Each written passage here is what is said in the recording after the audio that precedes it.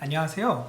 김기성, 정종원입니다. 국립중앙박물관의 유물과 관련된 재미있는 이야기를 소개해 드리려고 합니다. 오늘의 주제는 서양인이 본 고종과 명성황후입니다. 대항기에 조선을 방문했던 서양인들에게 가장 강한 인상을 남겼던 인물들이라고 한다면 역시 고종과 명성황후가 가장 중요했던 인물들이었습니다. 그만큼 서양인이 고종에 대해서 남긴 기록이 많을 것 같습니다. 그 중에서도 호레이스 그랜트 언더우드의 부인이었던 릴리어스 호튼 언더우드, 외교관으로서 조선에 근무를 했던 윌리엄 프랭클린 샌즈, 저명한 여행 작가로 조선을 방문했던 이사벨라 버드 비숍 여사가 남긴 기록을 중심으로 살펴보도록 하겠습니다. 언더우드 부인 같은 경우에는 고종에 대한 첫인상은 굉장히 간략한데요. 잘생기고 온화한 신사인 임금에게 깊은 감명을 받았다 라고만 적고 있습니다. 반면에 명성황후에 대해서는 굉장히 자세하게 적고 있는데요. 명성황후는 좀 창백하였고 바싹 마른 얼굴에 이목구비가 날카로운 느낌이다. 그리고 사람을 꿰뚫어 보는 것과 같은 총명한 눈을 가지고 있었다.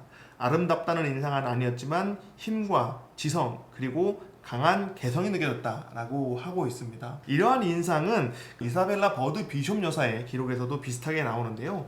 비숍 여사는 1894년 1월 한국을 방문했을 때 명성황후를 만나서 그에 대한 기록을 남기고 있습니다. 중전은 40세가 넘었으며 마른 체형으로 매우 멋있어 보인다고 했습니다.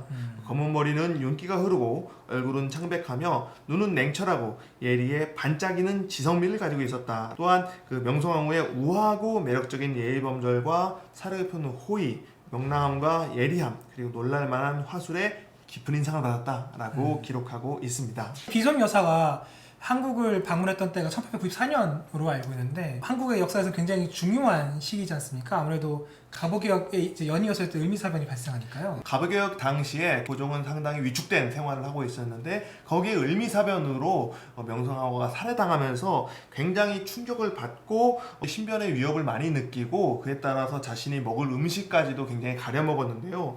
이때 언더우드 부인은 자신이 직접 만든 요리를 남편 언더우드를 통해서 고종에게 주면서 고종이 그런 언더우드 부인이 만든 요리만 먹었다는 그런 기록이 있는데요. 이처럼 고종이 굉장히 두려움에 떨면서 생활했다라는 것을 알 수 있는데요. 요 비숍 여사 역시 당시 고종에 대해서 독살과 암살의 두려움에 떨면서 마치 좁은 구석방에 갇혀있는 죄수와 같았다라고 그런 기록을 남기고 있습니다. 고종이 이런 공포스러운 생활을 계속하진 않았을 것 같은데요. 고종이 경복궁에서 탈출해서 러시아 공사관으로 피신하는 아간파천이 일어나게 됩니다.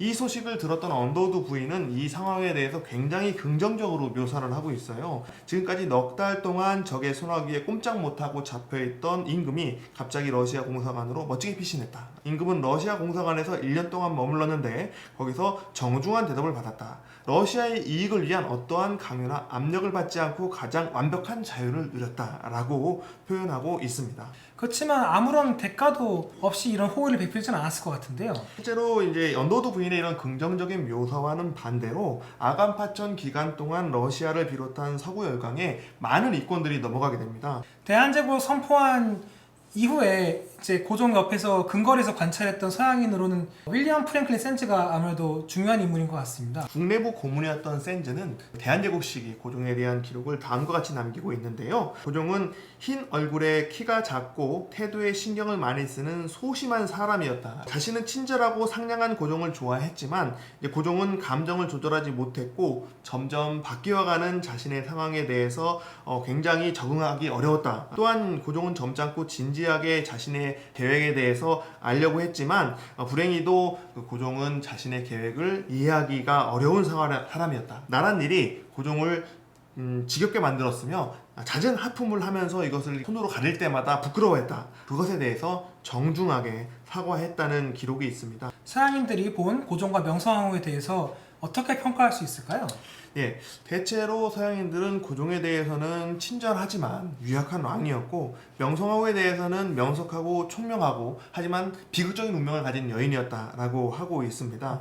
이는 당시에 조선에 살고 있던 서양인들이 연민으로 만들어낸 조선 왕실의 이미지였다라고 할 수가 있을 것이고요.